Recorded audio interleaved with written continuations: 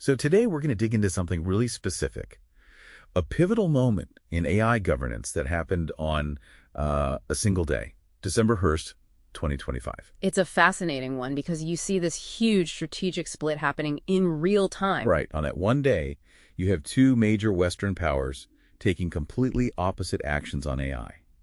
And our mission here is to pull apart the sources and really get to the why. Exactly. You've got the U.S. championing what we could call, innovation within a secured fence. And then you have Europe going hard on digital sovereignty.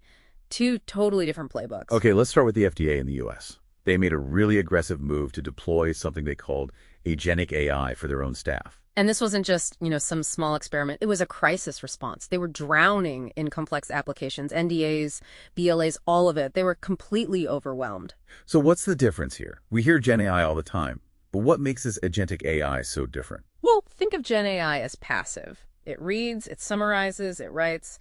Agentic AI is, it's active. It doesn't just write a report.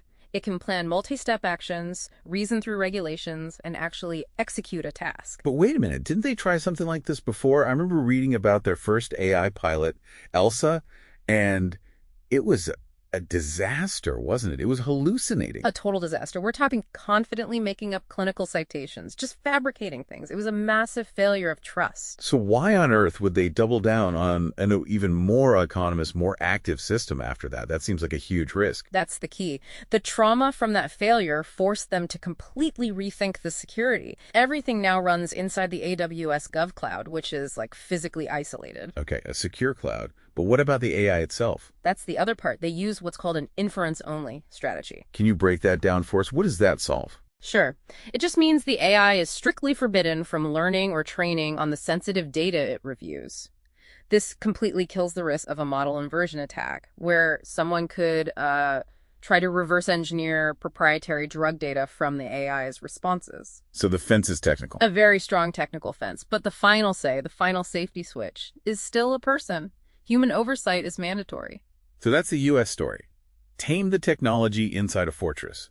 But on the exact same day, we jump over to Europe, Brussels. And they're not building a fence. No, they're tearing the whole field down.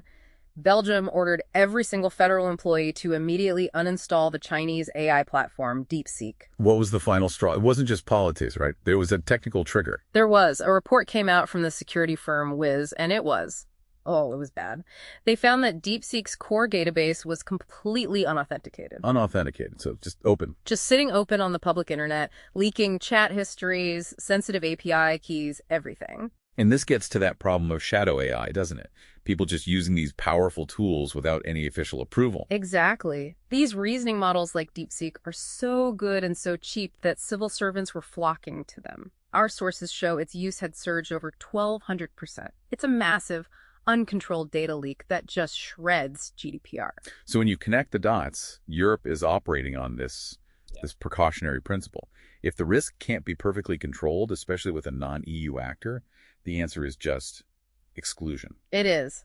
So you've got the U.S. trying to tame the technology, accepting some risk as long as they have technical control. And then you have Europe choosing to quarantine the technology because that control just isn't there. It's the FDA's path that really leaves you with a provocative thought. I mean, if you follow their logic to its conclusion, you're heading toward a future where AI reviews AI. You are. A pharmacological AI discovers the drug, and a regulatory AI reviews the application. So what is the human's role in that loop? They shift from being an operator to just an arbitrator, a final check on a closed, hyper-automated system. And what new scientific or even ethical challenges pop up when that system is not only closed, but entirely self-referential?